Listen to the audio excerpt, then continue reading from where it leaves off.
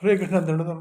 भगवत गीता के अध्याय 5 के श्लोक संख्या 26 के बारे में हम विचार करें। ओम अज्ञान तिमिरांधस्य ज्ञानांजन शलाकया चक्षुरुन्मिलितं तस्मै श्री गुरुवे नमः। नमो विष्णुपादाय कृष्ण प्रेष्ठाय भूतले श्रीमती भक्ति वेदांत स्वामी नाम। नमस्ते सारस्वते देवे गौरवाणी प्रचारणे निर्विशेषा शून्यवादी पाश्चात्य देश तारणे। जय श्री कृष्ण चैतन्य प्रभु नित्यानंद श्री अद्वैत गदाधर श्रीवासादि गौर भक्तवृंद। हरे कृष्ण कृष्ण कृष्ण हरे हरे, हरे राम राम राम। श्लोक संख्या 26। काम क्रोध विमुक्तानाम यतीनाम यतचेतसाम अभितो ब्रह्म निर्वाणम वर्तते विदितात्मना।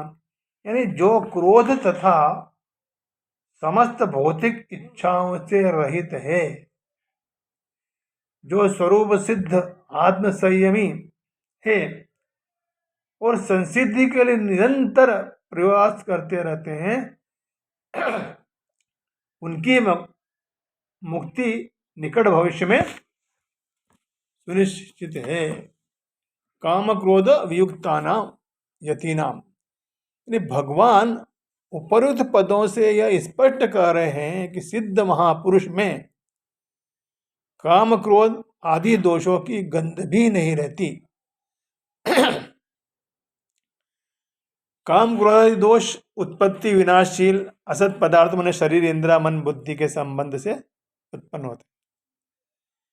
सिद्ध महापुरुष को उत्पत्ति विनाश रहित सत्व में अपनी स्वाभाविक स्थिति का अनुभव हो जाता है। अतः उत्पत्ति विनाशशील असत पदार्थ से उसका संबंध सर्वथा नहीं रहता।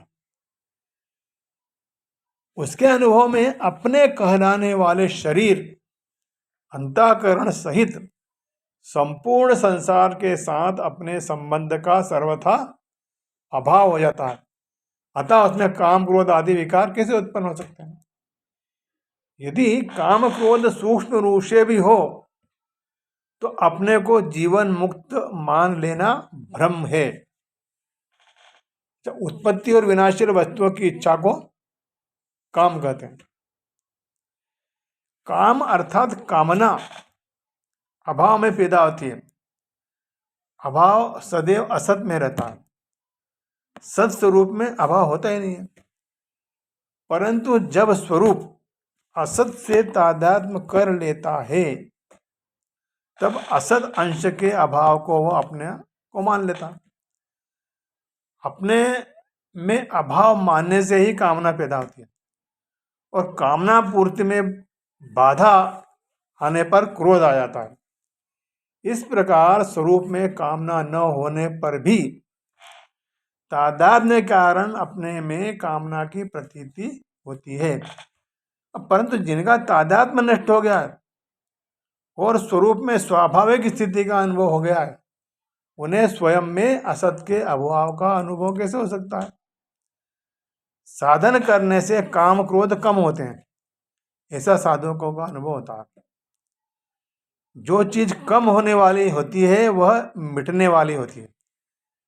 अतः जिस साधन से ये काम क्रोध कम होते हैं उसी साधन से ये मिट भी जाते हैं। अब साधन करने वालों को अनुभव होता है कि काम क्रोध आदि दोष पहले जितने जल्दी आते थे उतनी जल्दी अब नहीं आते। पहले जितने वेग से आते थे, कामना आती थी, उतने वेग से अब नहीं आती। हाँ, पहले जितनी देर तक काम क्रोध ठहरते थे बहुत देर तक, अब उतनी देर तक नहीं ठहरते। कभी कभी क्या होता है,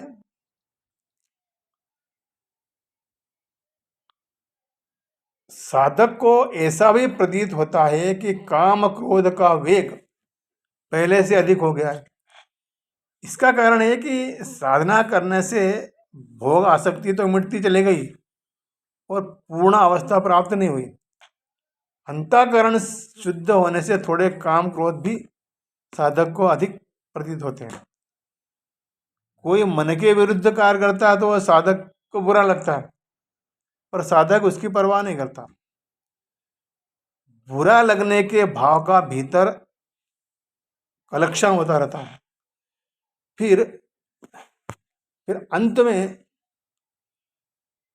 थोड़ी सी बात पर भी जरा जोर से क्रोध आ जाता है, क्योंकि भीतर जो संग्रह हुआ था क्रोध, वो एक साथ बाहर निकलता है। इससे दूसरे व्यक्ति को भी आश्चर्य होता है कि इतनी थोड़ी सी बात पर, जरा सी बात पर इसको क्रोध कैसे आ गया। कभी कभी वृत्तियां ठीक होने से साधक को ऐसा प्रतीत होता है कि मैं पूर्णावस्था को प्राप्त हो गया, ऐसा साधक को लगता है। परंतु वास्तव में जब तक पूर्णावस्था का अनुभव करने वाला है, तब तक व्यक्तित्व बना रहने से पूर्णावस्था हुई नहीं। एक शब्द आता यथ चेतसाम, जब तक असत का संबंध रहता है तब तक मन वश में नहीं रहता। असत का संबंध न रहने से मनुष्यों का कहलाने वाला मन जो है स्वतः वश में रहता है। अभी तो ब्रह्म निर्वाणम वर्तते विदितात्मनाम, अपने स्वरूप का वास्तविक बोध हो जाने से उन महापुरुषों को यह विदितात्मनाम कहा गया है। तात्पर्य है कि जिस उद्देश्य को लेकर मनुष्य जन्म हुआ है और मनुष्य जन्म की इतनी महिमा गाई गई है, उसको उन्होंने प्राप्त कर लिया है। शरीर के रहते हुए अथवा शरीर के छूटने के बाद नित्य निरंतर ये महापुरुष शांत ब्रह्म में ही स्थित रहते हैं। जैसे भिन्न भिन्न क्रियाओं को करते समय साधारण मनुष्य की स्थिति में मान्यता निरंतर रहती है, ऐसे भिन्न भिन्न क्रियाओं को करते समय उन महापुरुषों की स्थिति निरंतर एक ब्रह्म में ही रहती है।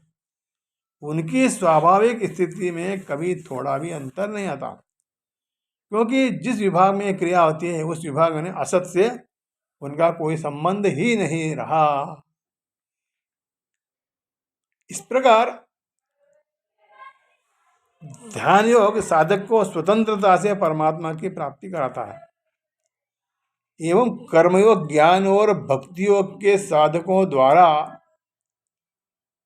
भी इसका उपयोग किया जा सकता है।